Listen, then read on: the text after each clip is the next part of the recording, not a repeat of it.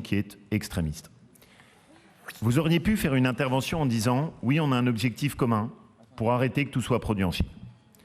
Vous auriez pu faire une intervention en disant « Oui, vous avez raison ». Vous voulez écrire quand on a... Je vous ai écouté avec attention et c'est aussi un des signes de votre extrémisme, l'incapacité à écouter les autres et à respecter les autres. C'est très étonnant.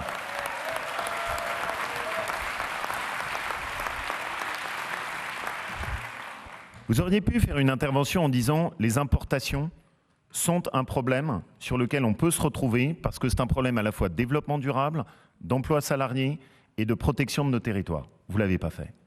Pour vous, votre obsession, c'est à chaque fois de taper sur nos entreprises plutôt que de regarder ce qui débarque dans nos ports et dans nos containers. Votre obsession, c'est systématiquement de dénigrer nos propres industries au lieu de regarder la façon dont c'est produit en Chine, aux États-Unis, en Amérique latine.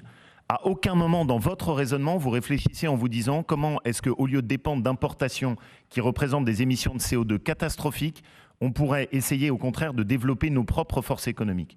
D'autres groupes sont capables de le faire, avec des visions qui sont très différentes.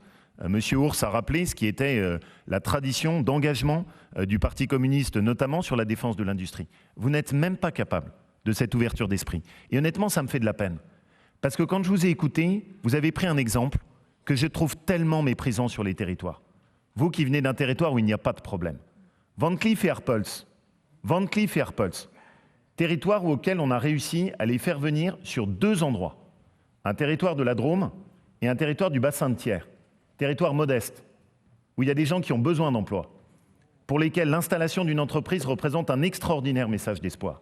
Il n'y a pas eu une subvention de la région. Le travail qui a été mené, c'est juste de les convaincre en leur disant « Venez et faites confiance à des territoires qui, depuis des années, les seules nouvelles qu'ils ont eues parfois, c'était juste des fermetures d'usines. Et vous, la seule chose avec lesquelles vous les traitez, c'est avec un mépris incroyable pour des gens qui vont maintenant travailler pour une entreprise, qui vont leur permettre d'élever leur famille et qui représentent un espoir pour des bassins d'emploi. Vous êtes tellement l'incarnation de ce mépris